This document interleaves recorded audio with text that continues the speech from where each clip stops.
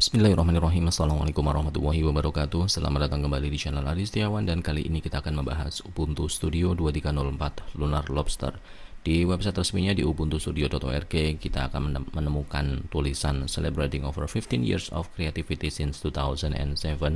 Ubuntu Studio sudah berusia 15 tahun, dan di websitenya ini Anda bisa mendownload dua versi Ubuntu Studio yang tersedia, yaitu versi 2204.2 LTS Jammy Jellyfish yang mendapatkan support sampai April 2025. Kemudian yang kita bahas kali ini adalah versi 2304 Lunar Lobster regular release dan disupport sampai Januari 2024. Untuk file ISO-nya sendiri ketika Anda download ini ukurannya 5,3 GB. Ya, Ubuntu Studio sendiri merupakan sebuah operating system for creative individual di area audio production, video production, graphic design, fotografi, dan desktop publishing. Kenapa menggunakan Ubuntu Studio? Karena secara kelengkapan paket software, di sini kita sudah mendapatkan aplikasi yang sangat banyak di bidang audio, grafik, video, hingga fotografi tentunya.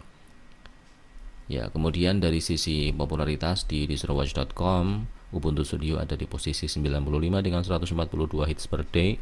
Lalu kita juga mendapatkan informasi kalau Ubuntu Studio ini menggunakan desktop environment KDE Plasma layaknya Kubuntu, dan tentu saja package manajemennya menggunakan dub, release modelnya fix, dan ya sama seperti induknya.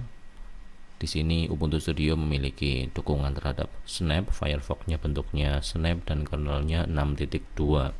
Kemudian dari sisi rating, dari 29 review, ratingnya 8,2. Ya, cukup bagus. Kemudian ketika Anda menjalankan Ubuntu Studio 2304 Lunar Lobster, tampilan awalnya seperti ini dengan desktop environment KDE Plasma, tapi secara layouting agak sedikit berbeda dari umumnya KDE Plasma karena panelnya ditaruh di bagian atas, meskipun secara start menu ini start menu standar yang ada di KDE Plasma. Kemudian kalau kita jalankan sistem monitornya untuk mengecek penggunaan RAM-nya seperti apa, dengan kondisi Firefox sudah menjalankan 2 tab dan ini sudah menyala cukup lama. Di sini RAM yang terpakai 2,5 GB. Ya, berarti ada banyak proses yang berjalan di sini, sehingga tetap saja Anda membutuhkan sistem yang minimal 4 GB. Syukur-syukur lebih dari itu, karena untuk keperluan production yang sifatnya multimedia tentu saja Anda membutuhkan resource yang lebih tinggi lagi. Dan di sini kita bisa mendapatkan informasi KDE Plasmanya 527.4, kemudian Qt versionnya 5.15. Oke, selanjutnya dari sisi aplikasi bawaan, di sini sudah ada kategorisasi yang rapi, ada audio production, graphic design, dan video production. Jadi kita bahas cepat saja karena saya juga tidak terlalu memahami satu persatu aplikasi yang ada di bidang audio production. Misalnya di sini ada banyak aplikasi, mulai dari Jack Auto Tuner, 81, Aeolus, Organ Emulator, Ardour, dan Audacity pun ada di sini untuk Anda yang membutuhkan akses manipulasi audio, menghilangkan noise misalnya. Kemudian ada Carla seperti biasa di umumnya distro Linux multimedia. Lalu ada DigiEdit, Echo Mixer, N-Fine 24 Control, dan sebagainya.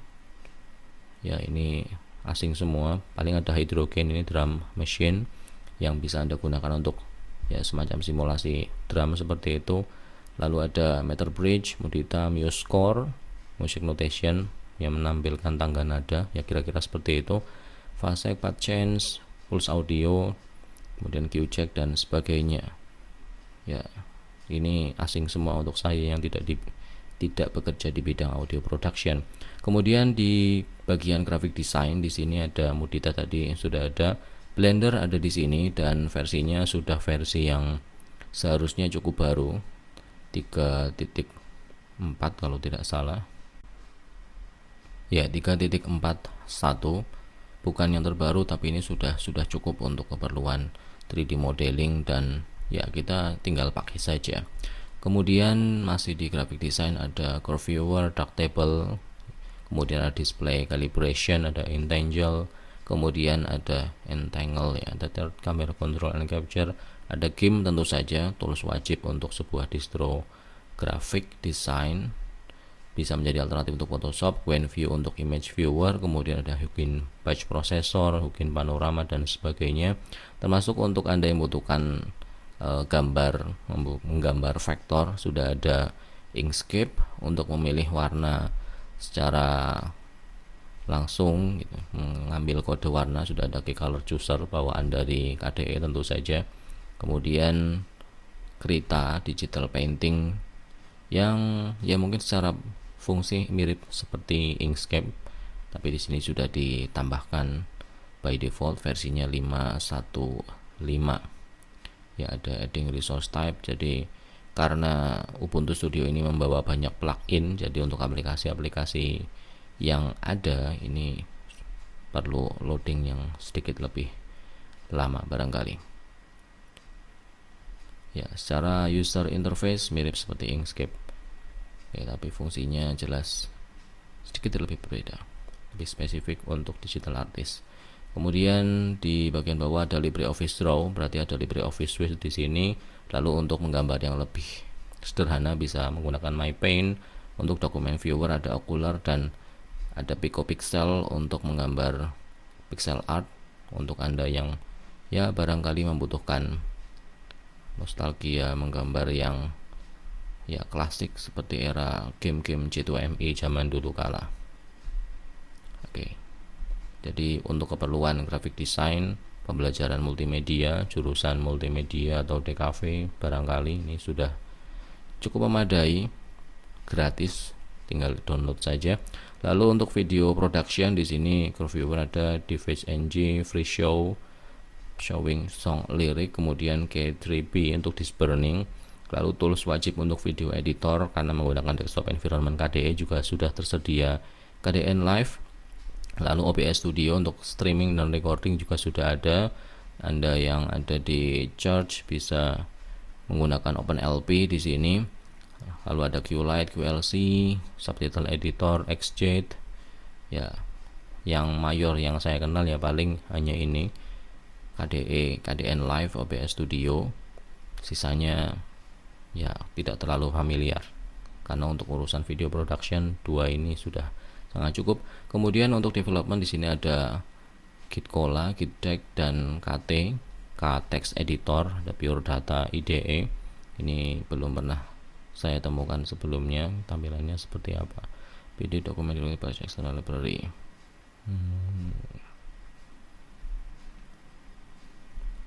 Apa ini? Real Time Graphical Programming Environment. Ya, kira-kira seperti itulah. Tampilannya agak jadul sedikit sih. Oke, kemudian di sisi internet di sini Firefox dengan mode Snap sudah ada by default, kemudian ada IRC, Quasar dan Mozilla Thunderbird, dan tetap saja saran saya Anda bisa mendownload Google Chrome untuk melengkapi browsernya dengan speed yang lebih baik. Lalu di media playback di sini ada AV Player, audio dan video player, Elisa untuk MP3 player, ada Haruna, ada VLC juga, XJ tadi sudah. Untuk Office di sini tentu saja sudah ada LibreOffice Suite, seharusnya versi 7 titik berapa ini? 3, 4 atau 5.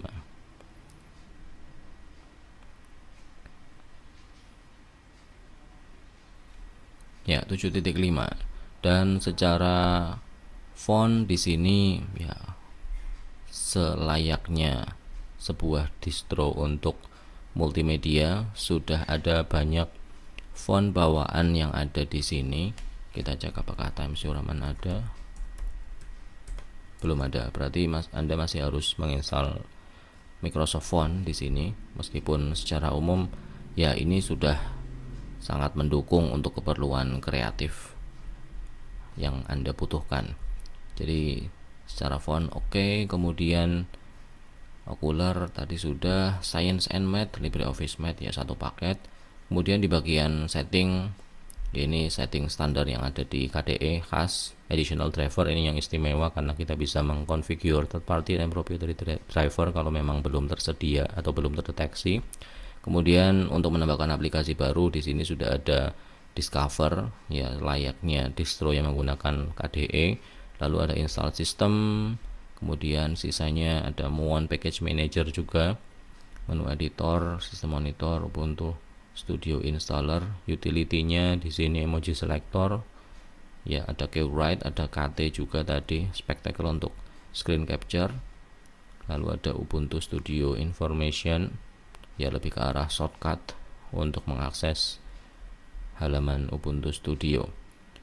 Oke, jadi secara kelengkapan software seperti ini. Anda yang bergerak di bidang audio, grafik, dan video production sudah mendapatkan paket software yang ya sangat banyak. Anda yang bergerak di bidang ini tentu sudah tahu fungsinya seperti apa. Saya tidak bisa cerita lebih banyak, hanya menyampaikan gambarannya secara umum seperti ini. Kemudian dari sisi customisasi di sini ada beberapa hal yang bisa kita lakukan. Yang pertama dari sisi tema, tentu saja ada Ubuntu Studio yang mode dark ini yang sedang aktif, dan ada mode light, dan di appearance ini kita pun masih bisa mendapatkan tampilan yang standar KDE, breeze, breeze dark, breeze twilight. Lalu ada juga materia dark, materia light yang bisa Anda tambahkan atau bisa Anda aktifkan, dan di sini kalau dari screenshotnya dia akan mengaktifkan ya semacam plank di bagian bawah, dan ya dock ya untuk mempercantik tampilannya kalau memang workflow Anda seperti itu. Kemudian secara icon ya di sini ikonnya ada Ubuntu Studio, Papyrus, dan Ubuntu Mono. Selain Breeze dan Adwaita yang memang standar di KDE. Kemudian dari sisi wallpaper ya wallpaper standarnya seperti ini. Ubuntu Studio ditambah dengan Lunar Lobster. Kemudian ya defaultnya yang aktif hanya ini, jadi paling kita aktifkan salah satu. Ini akan mendukung tema materia dark ya, kira-kira seperti itu. Ubuntu Studio Lunar Lobster atau Ubuntu Studio yang tanpa Lunar Lobster, logonya seperti ini ya. Jadi secara customisasi cukup standar, tapi karena ini adalah desktop environment KDE, Anda tetap bisa mendownload tema-tema tersendiri dan melakukan customisasi yang ya sangat komprehensif, sehingga tampilannya bisa sangat berubah sesuai dengan selera Anda. Kemudian untuk menambahkan aplikasi baru, tadi kita bisa menambahkan secara GUI menggunakan Discover, Muon Package Manager. Kemudian tentu saja kita bisa menggunakan terminal dengan perintah sudo apt install. Ya, ini Discover butuh loading, tapi secara umum Anda sudah mendapatkan poinnya. Kita bisa menginstal aplikasi secara mode graphical user interface dari sini. Kemudian untuk tools coding, barangkali Anda yang membutuhkan fitur multimedia tapi tetap perlu coding, di sini C compiler sudah tersedia, C++ sudah ada, Ruby belum ada, untuk Python 3.11 sudah sangat baru. Kemudian kalau Rust belum ada, Go belum ada, ya wajar, Vim belum ada juga. Ya, jadi standar saja. Oke, untuk coding Anda masih harus menambahkan toolsnya sendiri. Lalu terakhir, kalau misalnya Anda tertarik untuk menggunakan Ubuntu Studio 2304 ini, Anda bisa menginstalnya dengan installer apakah Ubiquiti atau Calamares, dan ternyata ini adalah Calamares. Jadi meskipun ini official flavor, salah satu official flavor dari Ubuntu, keluarga Ubuntu yang menggunakan basis Ubuntu, tapi secara installer dia tidak menggunakan Ubiquiti atau menggunakan installer baru Ubuntu 2304 yang menggunakan Flutter itu, tapi menggunakan Calamares. Dan proses instalasinya sama seperti biasa, lokasi papan ketik partisi pengguna ikhtisar selesai, ya install dan selesai. 20 menitan harusnya sudah bisa selesai. Oke, begitu saja review singkat saya tentang Ubuntu Studio 2304. Ini bisa jadi cocok untuk Anda yang membutuhkan tools untuk keperluan multimedia, dan Anda membutuhkan sebuah sistem yang berbasis Debian. Kalau Anda butuh sistem yang unik, Anda masih punya opsi lain di sebuah distro Linux lokal bernama Langit ke-7. Oke. Mungkin begitu saja review saya tentang Ubuntu Studio 2304 Lunar Lobster. Terima kasih atas perhatian yang diberikan. Kurang lebihnya mohon maaf. Saya akhiri video ini. Assalamualaikum warahmatullahi wabarakatuh.